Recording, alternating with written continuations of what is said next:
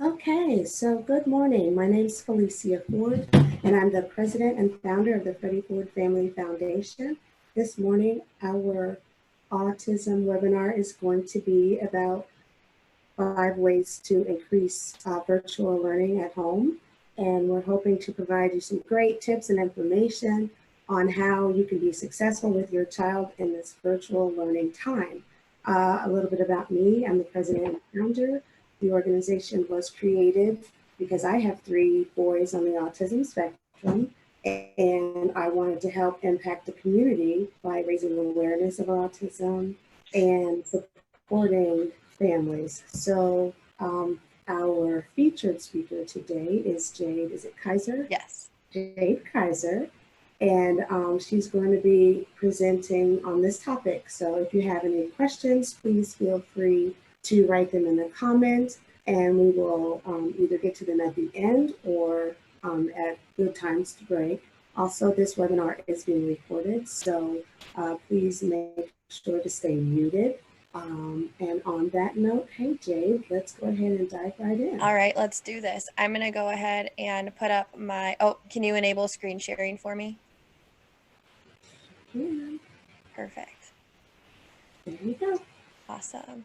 So I'm going to go ahead and share my screen. I just have a little presentation to help keep us on track. And so the first thing that's going to come up is I created a note taker. So there's going to be a short little link, and I'll leave it up while I do my introduction.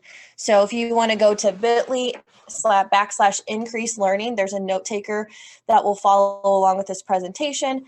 You'll be able to open it in Canva without logging in and type on it. Or if you're watching the recording, you can stop and print this out and write on it as you go along. So like Felicia said, my name is Jade Kiser. I'm a special education teacher in the St. Louis area. I just started my 5th year in the classroom, but I started my 10th year working with individuals on the autism spectrum. So I've been working with individuals on the autism spectrum for about 10 years, and I've worked with them in various parts of life. So I've worked with individuals who are 5 and individuals who were well into adulthood. I've worked in home settings, community settings, and most recently in a school setting. So I have my bachelor's in special education and my master's in curriculum and instruction and leadership. So my most recent passion that I found is for helping and teaching parents skills to advocate for children and create systems to help your child be successful at home and at school. I'm a firm believer that it takes a village, and so my goal is to help bring resources and knowledge to parents and caregivers. So back in 2019, I founded Kiser Educational Consulting and Advocacy. And so since then, I have clients across the United States where I focus on helping parents learn how to advocate at IEP meetings and doctor appointments and in any other setting that you need help in. And then again, I just really love helping teach parents to create and implement systems to help their children be successful and ultimately build independence. After this webinar, if you want to get in contact with me, I'm on Instagram at Kiser's Unique Minds or at jadekiser.com. All right, so today, if you're listening to this webinar, you're going to want to know, like, how can this help you and how will you use this? And so in the world we're in now, we're either virtual learning, we're hybrid learning, and even if you're not doing either of those and you live in an area who's back to school face-to-face, you still might be struggling with homework time with your child. So homework time with any child can be extremely challenging, and the challenges are only magnified with our kiddos with exceptionalities. And so being able to find strategies to help learning at home, whether it be because of virtual learning or hybrid learning or just during homework time, is really important. So the first thing we're going to talk about is schedules and routines. This is something that when I go in homes and I work with families and I work with my clients, or my clients that are across the country, we're doing Zoom stuff. The first thing I ask is, walk me through your schedule and your routine. We know that our kiddos, especially our kiddos on the spectrum, thrive off of having strong schedules and strong routines. And so the same is going to be said for having a homework routine. So just a little bit of background. Schedules and routines are very different. Routines are the steps to complete the schedule, and the schedules are the big pictures. and the main activities that need to be completed. So both of these need to be taught, practiced, and reinforced. So we cannot expect our individuals with autism to automatically know our expectations. We cannot expect them to know the routines that we're asking for. So it's our job to stop and teach them. And the routines and the schedules are going to vary from child to child and adult to adult. I'm sure that any of us that are on this webinar or listening, our morning routines and schedules are very different than the next person's, and that's okay. So the good thing about routines and schedules is they can be individualized for each person, for each family, and it's okay if they look different. So it's important to remember that routines and schedules reduce uncertainty and they help our children feel secure, which is what we want. They also help them understand the expectations we have of them during homework time, and they help influence the child's emotional, cognitive, and social development. And almost most importantly, they help reduce problem behaviors. And so when I refer to problem behaviors, I refer to, anything that is impeding their ability to complete the task. So it could be having a meltdown. It could be having some sensory struggles that they're really struggling to manage. It could be throwing their work on the ground during homework time. Whatever it is, having a schedule can help reduce those problems. And so when we talk about having a learning schedule, we want to sit down and make a list of all the scheduled activities. So if you are doing virtual or distance learning, you want to make a list of all the Zoom calls, the office hours for teachers. And if you're just doing homework at home, maybe you're not hybrid or virtual anymore, you want to find a time that's set aside specifically for homework time that is relatively the same every single night that there's homework. So I think it's important to realize that, if your kiddo comes home and they get off the bus and they have a snack and a break, that you kind of determine if it's better for them to go right into homework after that break and that snack, or if they should have dinner, maybe a chore, and then homework. And then ultimately after the homework, we want there to be some type of reward for engaging in homework time. So back to creating a learning schedule. After you make a list of all the scheduled activities, the required activities that are maybe being required by the school district, if you're doing virtual or hybrid learning, or if it's just homework time, kind of determining about how much time your child's homework takes each night. You also want to determine appropriate break lengths. How long will the work take? And then is the time length appropriate for your child? And so this is something that I've been working with a lot of families on recently. I know the district that I'm teaching in, we are required to offer a full day of school. And so that's 7.5 hours. And if you think of your own child, if 7.5 hours would be beneficial for them in front of a screen, most of the time the answer I'm getting is no, that is not feasible for our kiddos, especially our kiddos on the autism spectrum. So I really encourage parents to stop and think about what time length is appropriate for their child, what classes or services are non-negotiable in your mind as a parent, and then determine where you can insert breaks for your child. I know a lot of teachers are doing a great job implementing breaks right now, brain breaks, go noodles, sending them on scavenger hunts, whatever it may be. So there may already be some natural breaks in there, but I also think it's very, very important for you as the parent to determine if an extended length of time on the computer is going to be stressful for you or your child. And if it is, problem solving with your educational team to figure out a better solution, because as a professional, I do not think 7.5 hours on the screen is appropriate for anybody at any age, especially a kiddo on the spectrum with potential significant sensory needs as it is. So I think that understanding how many breaks your child needs and how you can give them the breaks appropriately, either during homework time or during virtual learning, is extremely important. And it might take some brainstorming and troubleshooting to figure out the right amount of breaks or the appropriate breaks. But I definitely think it's something worth investigating between you and your child and maybe their educational team to determine how that's going to look for you. And then if we're talking about homework, if you have an older kiddo who does have maybe a lot more homework that is taking 2.5 hours or so, you want to help them learn to build in their own break. And so if they are a little more independent, getting them a timer to use, or even if you're sitting there working with them, making sure you guys are stopping at like 45 minutes and taking a 10 or 15-minute break so they can kind of refresh and come back. I know even for me, when I was doing my graduate degree, it was hard for me to sit and write or do my thesis for long periods of time, and I had to take breaks. We all have to take breaks during our day. So I think it's important to recognize that even during homework time, we may think, oh, 2.5 hours, no big deal. But in their mind, that could be forever. And so we want to make sure we're respecting their energy and we're respecting how they're feeling during what's potentially a very stressful time for them. All right, the next part is creating a workspace. And so this is something that I pushed with my parents when I started virtual learning. So if I didn't already mention it, I am still virtual in my school district and will be virtual for the foreseeable future. So I really worked with the parents in my program to kind of do all of these things that I'm teaching you guys today.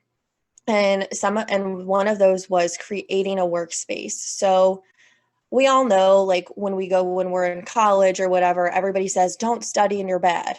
And that could not be more true for our kids now. And I am fully aware that there are some times when that might be the only option away from the family or whatever. But I really encourage parents to even set up a little spot inside the bedroom that may not be at the bed. It could be at a side table where they do have a chair and they have their computer or their iPad and their work. But I think it's very, very important to have a dedicated workspace where that space is where all work is done. So it could be for some children, it could be on the floor. Some kiddos love to work laying on their belly or like on their side, and there's nothing wrong with that. But I think it's really important to have a dedicated workspace in the corner of the dining room, in the corner of their bedroom, in the corner of the living room that is dedicated to their workspace. And I think this is extremely important for virtual and hybrid learning, but I think it's even important for homework time. I think when we want our kiddos to be successful, just like I know I'm way more successful when I work up here in my upstairs office than I am when I try to do work down on the couch. When I'm down on the couch, there's a TV, the dogs are playing, I have access to this comfy blanket. And when I'm upstairs in my office, I'm 10 times more focused and productive because I'm up here to work. And my mindset is that I'm up here to work and be engaged in my work or my learning. So I think that a dedicated space at home, and I'm very adamant it should not be their bed. I don't care if it's on the floor next to their bed, but I definitely think we're doing our kids a disservice by letting them do work in their bed. I've been in several other Google classrooms where kids are working in their bed, and it's very obvious that they are wanting to lay down and take a nap as opposed to work. And I don't blame them. If I was learning in my bed, I would absolutely want to lay down and take a nap. So the other really important thing to put in the workspace as you're creating it for your child is access to everything they need. So homework, supplies, so pencils, markers, glue, scissors, whatever, books, technology, and sensory supports. So we want to make sure that everything they need is right there with them, whether it's in a basket that can easily be put back on the shelf after they're done, or it's on a table and it stays on the table. But we want them to have access to everything so they're not constantly saying, Mom, I need this, Dad, I need this, or getting up, wandering around, potentially looking for the item, and then potentially getting distracted. So we want to make sure everything is right there for them to make this as easy as possible for them, because virtual and hybrid learning is a challenge for everybody right now. So we want to put as many supports into place to help make it a more streamlined routine type of activity, since for some of us, it's going on for quite a while, much longer than we expected. So if we're talking about homework, maybe, when your child comes home, they put their backpack in their homework space, and then in their homework space is also maybe their Chromebook or, their pencils and markers and crayons or whatever they need, headphones. It's all right there. So when it's time to work, everything is there. They're ready to work. It's like our desk at work. We've got everything we need. And if I get up and walk with my binder clips, across my classroom to use them for something else, then I need them as I'm filing paperwork.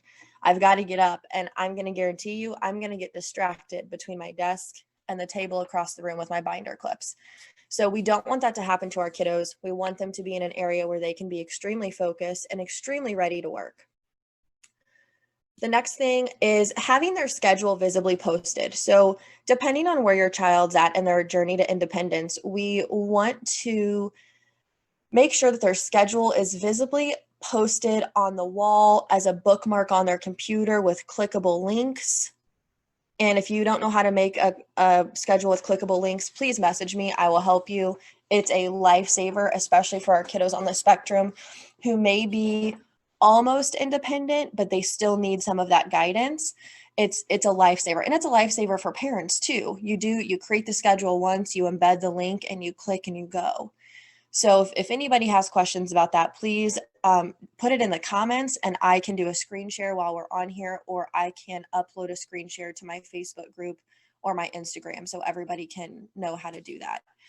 But I definitely think having a schedule visibly posted, if your child benefits from a visual schedule, having a visual schedule where they can move pieces from to do to done, or put the green check mark next to it, whatever their visual schedule looks like. Hopefully their educational team has provided that to you. Again, if they haven't, please contact me. I love making visual schedules. The next part is a timer. So a timer can work in various ways. So if you have a kiddo who maybe isn't quite independent yet, maybe you're sitting there with them, you're working through their schoolwork with them, but you can tell that as the class goes on, there's parts where maybe they're starting to get really anxious at like minute 15. And you notice, oh man, every 15 minutes before a break, like we're starting to get really anxious. You can set a timer. If you know that, Miss So-and-so's class is 30 minutes from 10 to 10:30 every single day. And then there's an asynchronous learning option. From at 10 o'clock, you would set the timer for 30 minutes. So your kiddo can see, this is how much time we have left. This is how much time till I get a break. This is how much time is left in this class. And it kind of helps ease their anxiety. Another way that it can be used if you have a kiddo who's potentially more independent or during homework time is if they set aside 2.5 hours for homework, setting them a timer for 45 minutes and then giving them a break. And then when they come back, having them set a timer for another hour or 45 minutes, whatever, and repeating that process until their homework is finished and they're completed. But timers are a great way to remind kiddos that, it's only a short amount of time. This is how much we have left. And then you can also use them to monitor breaks. And so if you have a kiddo who likes to take advantage of break time, which don't we all, I think timers are really important to help keep everybody on schedule. So if you have anybody working in your home too, timers are a great way to help keep them and your child on schedule. I know I have a lot of families who grandparents are helping right now. And sometimes I think when kiddos take breaks, kiddos know that grandma and grandpa will give them however long they want. So I think timers really help everybody to remember you only get a 5-minute break or a 10-minute break, whatever it is. Again, that goes back to determining how many breaks and the length of the breaks that your kiddos need to be successful. And then last but not least, having snacks or water bottle nearby. And that's not to say that kids can't go grab snacks or water or juice on their break. I think it's really important for them to have something close by. So if they do get a little hungry or they do get thirsty, something is right there in their workspace area that they can just grab and have available immediately. Oh, next one's my favorite. Okay, behavior management. So this is the teacher in me. So I did a series on routine schedules and behavior systems back in the spring. So that's what this quote is taken from. So a behavior management system is used to understand what maintains an individual's challenging behaviors. Unwanted or challenging behaviors continue because they're reinforced by their environment. Now, that does not mean that we are consciously reinforcing those behaviors, but something that we are doing as the regulated adult is reinforcing their behavior, or potentially something else in the environment, somebody else, another scenario. It's all about figuring out what is happening before the behavior and why the behavior is happening. Behaviors communication. I'm a firm believer that behaviors communication. And so once you figure out what your kiddo is trying to communicate, it can be a little bit easier to help identify solutions to the challenging behavior. Many of us are aware that homework is not a desired activity for any child, especially kiddos who might already be struggling in school as it is or struggle with sitting and working. So it's really important as a parent or a caregiver to kind of be prepared with a behavior management plan or program to help encourage them and help them to be successful. So I think that this is something that I truly think can be done with your kids or with the individuals you're working with. And so defining those expectations of hybrid learning, homework time, or virtual learning time, teach your child what that looks like. So if you guys are practicing homework time and getting homework time into the routine, I think it's extremely important that you sit down and you practice with your child what that looks like, because they may not know. All they hear is homework. Ugh, now I have to work. I don't get to play on the iPad. They don't understand that, oh, if we sit down and work with mom or dad and I do my work without fussing, then I get my iPad. And as they get older, sometimes they realize the quicker I get it done, the longer I get my iPad. And so that also helps too. But I think it's important to sit down with your child, teach them what that looks like. And this goes for any expected behavior, but I'm just talking in terms of routine and schedules here.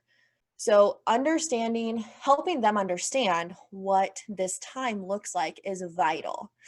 And then once you create and teach the routines, or once you create them, teach the routines and schedules to your child.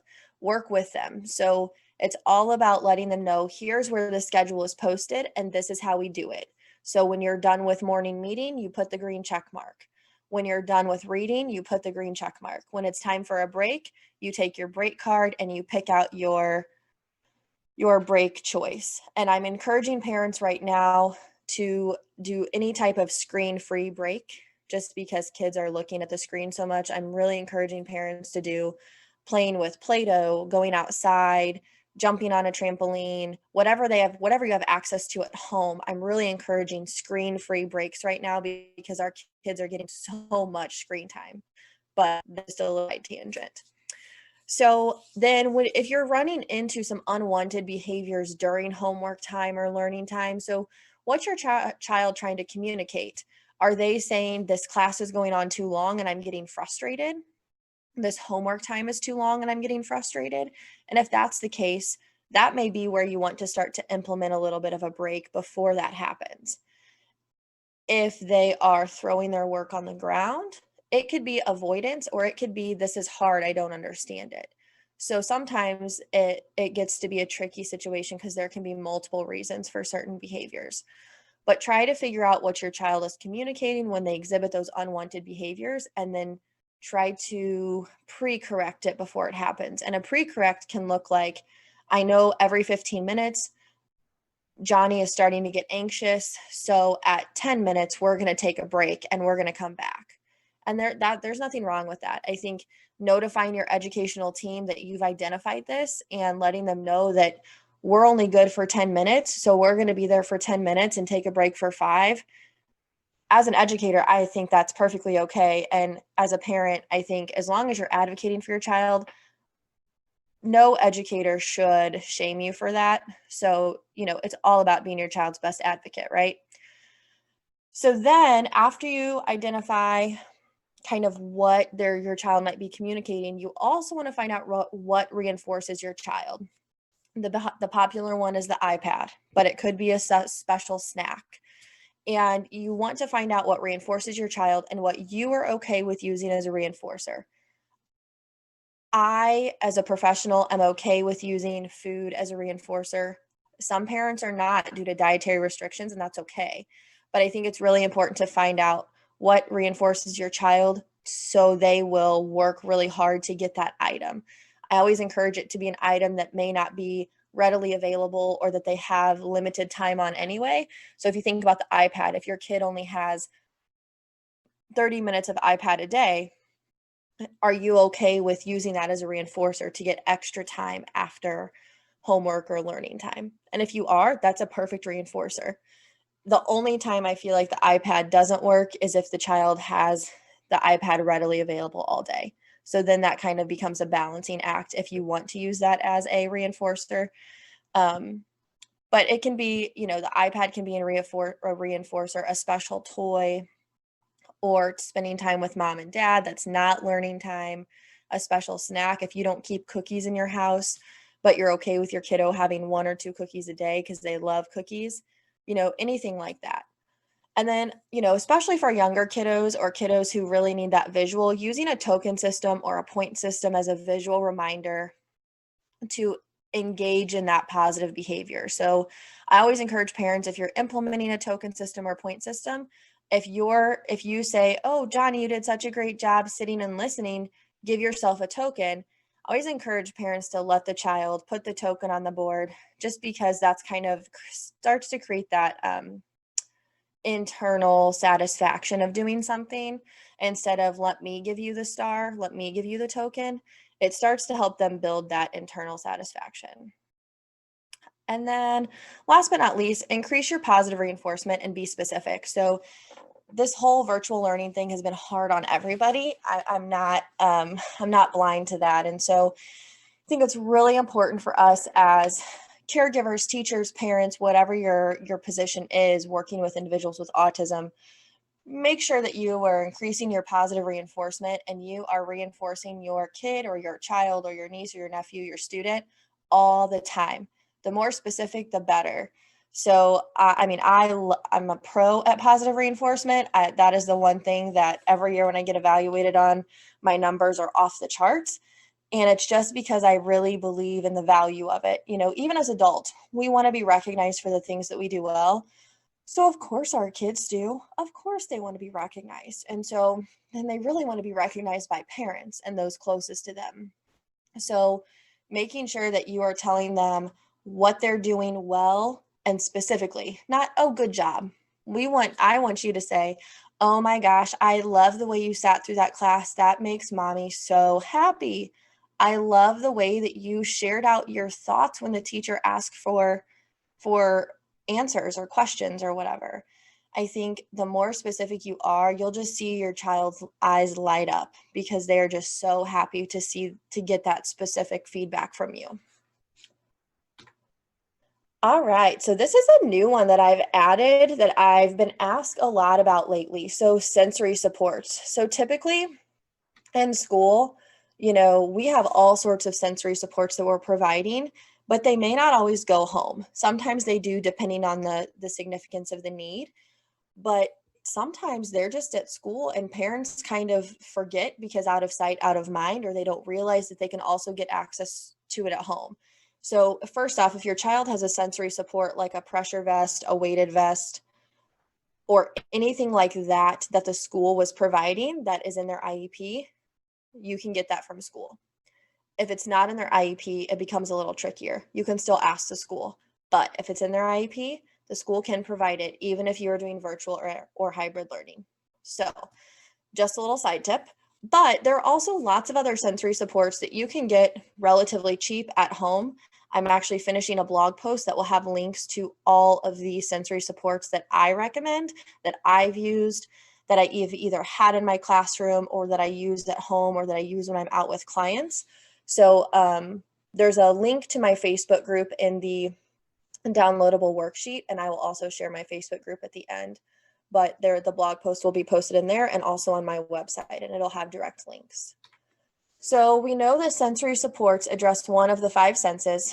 I like to refer to them as supports, not toys, because they help a child's sensory input or output. They are not for play. They are a therapeutic tool. So they help children regulate those feelings of stress, anxiety, and overstimulation. And supports are different for each individual. I would venture to say that each of us has our own sensory support that we use. For me, I'm a leg bouncer. I get out all my anxious energy by constantly bouncing my leg. If I have a clicky pen, I'm going to click the pen constantly and drive everybody around me crazy. But for me, that helps me get out the anxious energy. Talking with my hands, that helps me get out the nervous energy. So those are my sensory supports that I have learned to cope with because my legs are always with me. I can always bounce my legs, and my hands are always with me. I can always talk with my hands. I'm probably always going to have a clicky pen. Just I'm a teacher, I always have pens. So I'm always going to have a pen. And so I've learned to use those to cope. Now, on the other hand, I also use a weighted blanket quite frequently. That is something I had to learn how to use to support me. And it's the same goes for our kids.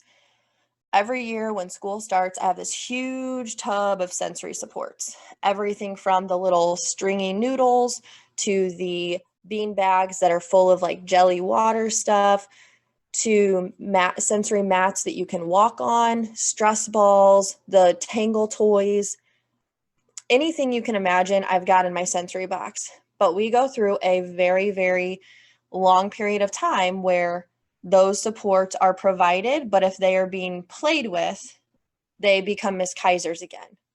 So I only provide them in times when I see a student getting anxious or upset, anything like that. I've used the chewy supports, they're typically like silicone chewy supports to help replace behaviors. So sensory supports can be used to support kiddos who are stressed or anxious, but they can also be used to replace challenging behaviors. And so I've used the chew supports to help reshape a biting behavior and try to help turn it into more of an appropriate action than something that's going to be detrimental to their learning at some point. And so sensory supports can be used in all sorts of ways. There's tons of them out there, relatively inexpensive. I've even seen people make their own sensory supports, so you can make your own sensory bottles.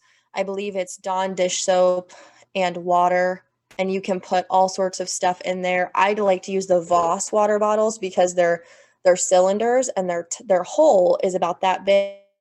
You can get little like army men or little figurines from the Dollar Tree and put them in there with some glitter, and then you turn them up and down. They're super fun. I usually make those with my kids and they get to take them home. So there's a lot of stuff that you can make. People are creative. You can make homemade Play-Doh, and you can make homemade Play-Doh that smells a certain way. So if you have a kiddo who their sensory thing is smell, you can create stuff for them to be able to smell that's appropriate. I've seen people even use diffuser necklaces. If you would use essential oils for kiddos who have like smell sensory struggles, or they like to smell things, that's something I've seen used. I've seen bracelets that are very incognito that you would never guess were a sensory item. So there's really lots of things that can be used. Like I said, I have a blog post that will be posted by the end of the weekend with all this information too. So I think it's important when we are providing at-home learning that we are having some of these sensory supports for our kids. That can look like a weighted blanket while they're working, a weighted lap thingy, weighted lap, not a band, but it's just a little fabric that's weighted. Maybe a weighted stuffed animal, whatever's age appropriate for them to have to feel comfortable, safe, and kind of help alleviate those feelings of stress and anxiety and being overstimulated. Maybe it's headphones.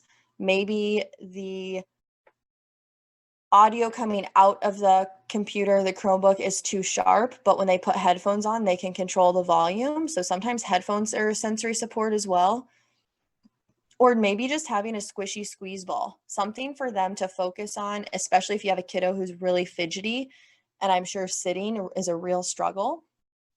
Just something to have to get those fidgets out. I also really love the bands that go on the bottom of chairs. I think those are phenomenal sensory support for our kiddos who struggle with inattention, ADHD, to get those fidgets out by kicking and bouncing their legs. So those are just some of the few sensory supports that I advocate for. And there's nothing wrong with having them for at-home learning. I think it's beneficial for everybody. And it's just really important to teach them that they're not toys. And so the second the stress ball gets thrown, it's no longer a toy, it's no longer a support, it's a toy. And once your kiddos understand that difference, which won't take very long if they really benefit from the object, they'll start to get into the hang of that this helps me, this is not a play toy.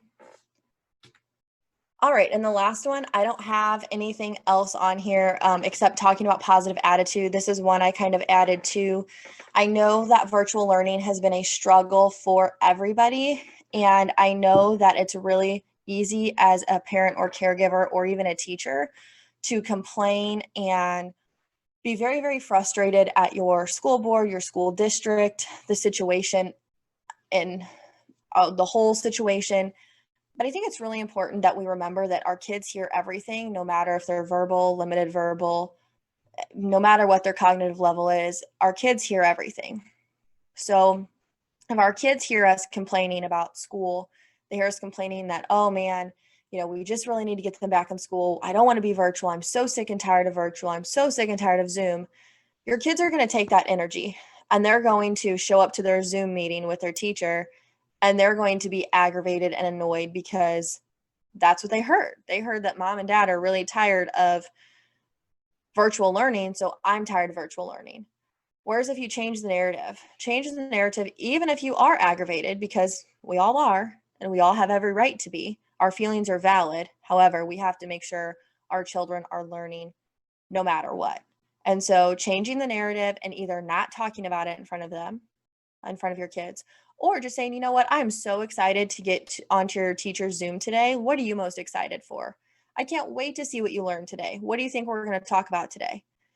Just to get them excited, ready to learn, and in a space where they can learn. I feel like when kiddos hear our stresses and our feelings towards something, they internalize that, and then externally we see defiance or anxiety or challenging behaviors. So the more we can get behind our kids and support them and our teachers, I think that is just the most beneficial that we can be. So last thing is positive attitude. So we've talked about routines and schedules, sensory supports, creating a workspace, positive attitude, and behavior management. So that was a lot to cover in a short amount of time, but you can find me on Instagram and you can find me on my website.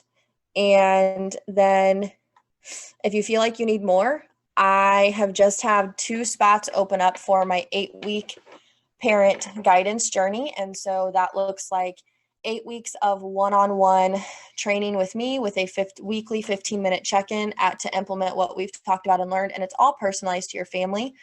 It also includes a private support group with families who've already gone through the program or are going through the program.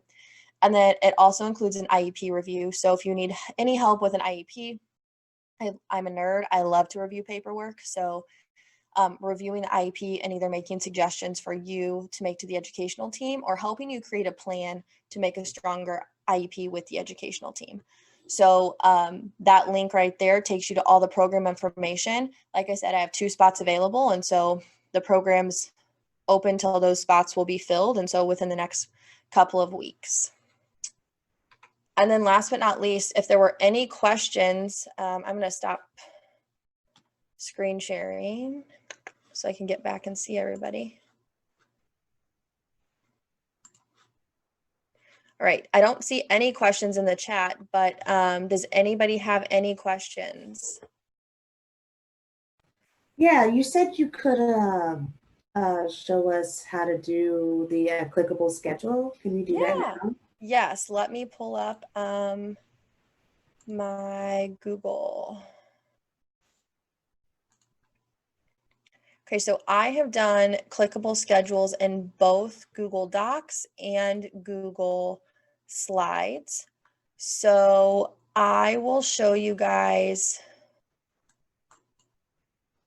how to do it in Google Docs. It's just a little simpler. I do everything in Google Slides just because of the formatting, but we will go into Google Docs.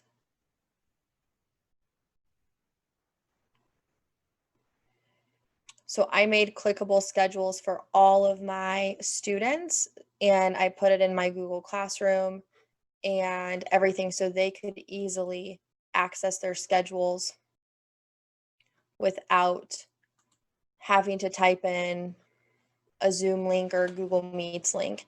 Now, I don't know about Zoom. I know for my district, we are not required to reset the Google Meet link. So our Google Meet link is the same every day. I would assume that for Zoom, I don't know if anybody's using Zoom and has any input, are your Zoom call links the same every day?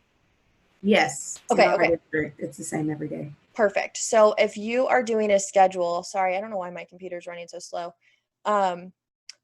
I usually insert a text box, or I'm sorry, a table, just because it helps keep things organized. And so table, maybe, there we go. And so I've got my table.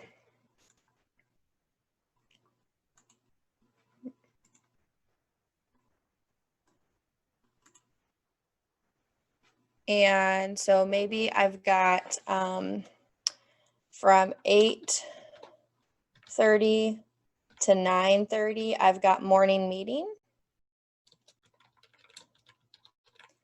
And so I'm going to go, let's see, oops.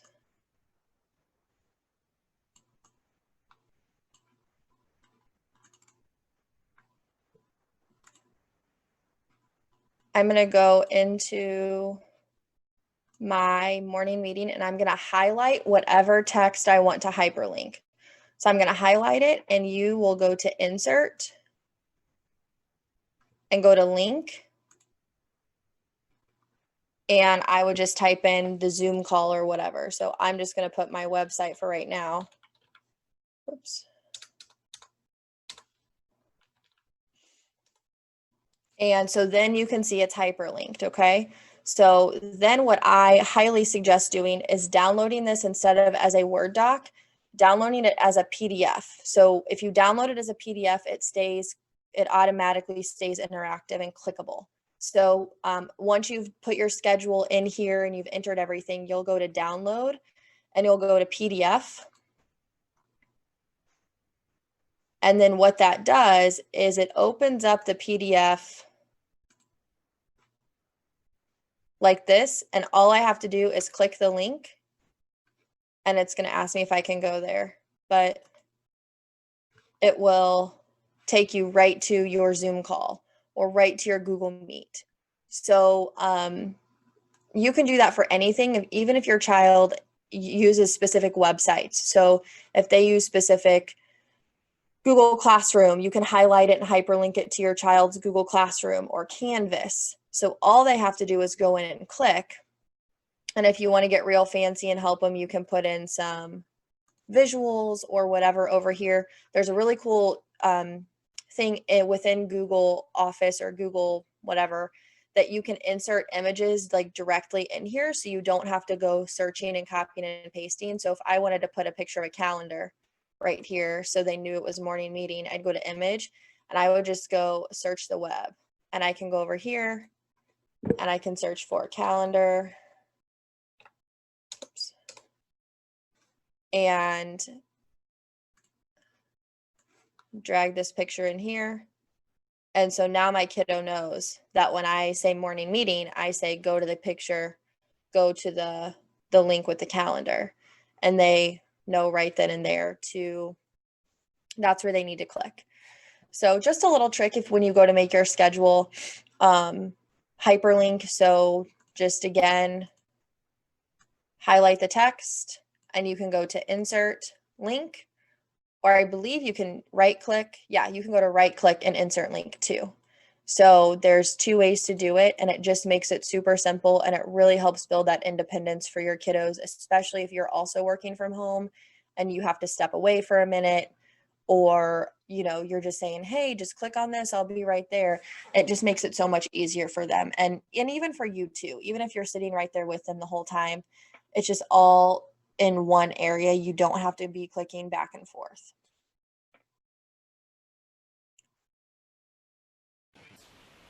That's really great. I love that because I had seen a clickable schedule and I was like, I have no clue on how to create one. So that's amazing. Thank you for sharing that. Yeah, no problem. Do you have any suggestions? Because I'm not sure if I caught it.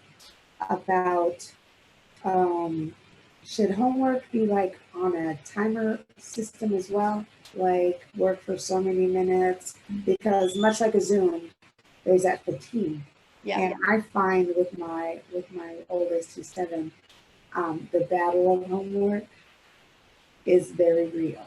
Yeah. So should it, if you can't get like an entire time frame to get them to work, should you try breaking it down? Oh, absolutely. I mean, absolutely. It has to be whatever works for you and your kid. And you don't want it to be, especially if they're younger, you don't want homework to become this challenge, because unfortunately it's only going to get worse as they get older. And when I say worse, I mean the length of the homework or the behaviors that come. It goes twofold.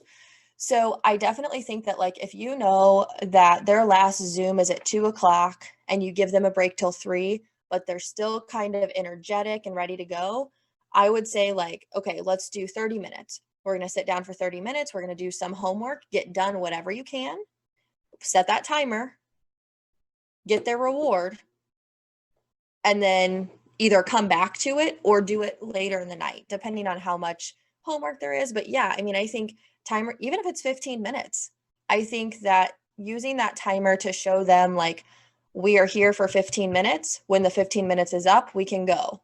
But guess what? If you get your homework done earlier, you can go before the 15 minutes. So kind of helping to instill that routine, that schedule, that practice of sitting down and doing their homework. Yeah, I think you can use it on a timer schedule. I think if it has to be 5 sessions of 15 minutes throughout your evening, is that a pain in the butt? Yep, it sure is. But you know what? I guarantee if you do 5 sessions of 15 minutes, there will probably be less strenuous behaviors, from less stress in general from you and your kiddo. Okay, yeah, I'm gonna definitely hold you to I that. mean, so I definitely think that the smaller the time, I think it does help. I mean, I even have to bribe myself. Okay, if you can get up and work for 30 minutes, you can go to Starbucks before your first class. Like, I mean, I think that that's just how we are as humans. And I just think that even though our kiddos are on the spectrum and have some exceptionalities, they still work that way. Okay, I do 15 minutes of work, I get a cookie, or I do 5 minutes of this. Now, I always tell parents, when you start to change things, the first few nights that you change it are probably going to be rough, but can you push through a couple days of adjustment to have many more days of less stress homework time? So, and it might take you some trial and error, Felicia, to determine how much time is enough or too little or too much. So I think I think that's a great thing to try for sure.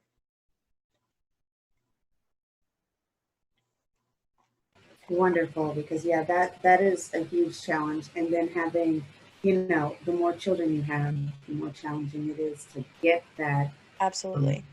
behaviors under control to do the timer. Because yeah, as a parent, your frustration gets there pretty quick. So Yes. And once one starts a behavior, it's like a trickle effect. it really is. It really is. I mean, I know that's how it is in the classroom, so I always assume that's how it is at home. Like, once one starts, it just trickles down. Yeah. And another thing is you have difficulty with focus as well. Yeah. That is incredibly challenging because, and I talk to my son all the time. I'm like, okay, you gotta block out distractions. Everyone gets distractions. Mm-hmm. I'm talking to you right now. Someone's going to be talking to me in a minute at the same time, but I'm listening to you. You're my focus, and that's tricky too. Is trying to keep a focus and keep them engaged in one activity at a time. I agree. And I definitely think that focus goes back to having that dedicated workspace where you can try to eliminate the distractions. Like I said, if I'm teaching from my bed in my bedroom, my distractions are magnified because I've got my TV, I've got my comfy pillows, my comfy blankets, where if I'm out here in my desk and I have to sit up, if on the video I have all of this reminding me what I'm supposed to be doing, that I'm supposed to be teaching, and as opposed to teaching from my bed or my couch. And I think that, when you're setting up your child's workspace, you bring up a great point, really trying to minimize those distractions. And unfortunately for some of our kids, that might require them to be facing a wall or something where the distractions are limited. But I feel like the more you limit distractions, you're also teaching them how to not pay attention to the distractions. I'm trying to think for like what I use in the classroom. So again, any type of token system I use to reinforce attention. So like giving them praise and giving them their token for when they're focused and paying attention and letting them know that's why they're getting it. And then also, I mean, just if they are super inattentive, coming up with a signal, a visual, a word, just a gentle reminder to like, hey, get your head out of the clouds. Like, I have several students who they're not necessarily distracted by other people, but their own brain. So, which I get that. I totally get that. So I think it's just reminding them like, hey, buddy, like, can you come back and join us? We're still working right here. It doesn't have to be harsh, which I know it's frustrating, but it definitely just a gentle reminder to come back. A visual, I've used, when I taught middle school, I used visual cue cards. So if I was like reading out loud and I noticed somebody was not paying attention, I would just walk by and slip like a visual cue card on their desk. And it just said like refocus your brain or refocus your body or whatever the case was. So that could be something to try too. So you're not constantly saying, pay attention, pay attention. So just little tricks. That's definitely a great trick, and I'm definitely going to try that. I think my last challenge that I have is with I have my kiddos that need me to be sitting with them as they're working. Right. Is there any way to get out of that? I think it depends on the kiddo. I mean, I know like for my program that I teach, my kiddos unfortunately do not have the independence level quite yet to sit independently. I do have one that will sit independently, but that took a lot of years. That took a lot of years and a lot of practice on that independent work. And so he's one of my oldest. So he had started the year I started him at an independent workstation. And so again, with the timers, buddy, you have to sit here and work. These are your options to work. And I use a 3-drawer system. So they have to drawer 1 or 2, drawer 3, then they're all done. And they get a timer. So they're either done with all of the drawers and they get a reward, or the timer goes off and they have to move on. So he learned very quickly, if that timer goes off and these drawers aren't done, I don't get the iPad. But if my drawers are done, I can get the iPad. And I don't care if his drawers are done at 14 minutes and 59 seconds, he will still get the iPad as a reward. But I think that's another way to encourage independence. And you can put, I mean, any task. Like for my younger ones, I use simple like coffee cans with popsicle sticks. They have to put the popsicle sticks in the top of the coffee can just to build that independent endurance, because that independent endurance does not come naturally. So I think that whatever you have to do, you have to start building that independent endurance, because many times as educators and caregivers, we unknowingly create a dependence on us. We don't do it intentionally, but we want what's best for them and we want to make sure they're doing what they're supposed to be doing. So sometimes we have to undo that. And so starting with little tasks of, okay, color this worksheet, I'll be back in 5 minutes. And then coming back in 5 minutes and the worksheet's done. So they've been independent for 5 minutes. And then you can move on to, can you put the forks in the drawer? Can you fold the washcloths? Can you, like, whatever it is around the house, it doesn't even have to be an academic task, but just increasing that independence endurance is the best place to start. Because in my experience, if you have a child who requires a parent to be right next to them, and then the parent is just like, oh, I think you can be independent, and gets up and leaves, they're going to be on Minecraft. They're going to be doing all sorts of stuff. And they're sneaky. They're sly. They're going to hear your footsteps, and they're going to open up Google Classroom or Canvas, and you're going to think they've been there the whole time. Absolutely, and I find it all the time. My son has not figured out that I know how to click into what he was looking at before. Oh yeah. If there's a game open, what's been open before. Yeah. So yeah. Well, I think our time is out. So thank you so very much for your presentation. It was amazing. And hopefully if anyone has any questions, can you give us your website or how they can contact you? Yep. So you can get me on my website at www.jadekiser.com, or I have a free support group that is Positive Learning and Behavior Supports for Autism and Special Needs Parents on Facebook. If anybody's listening to this and you download the worksheet that is listed in the front of the presentation, then there are direct links to both my website, my Facebook group, and as well as my email. All right. Well, thank you for joining us today for our virtual learning webinar.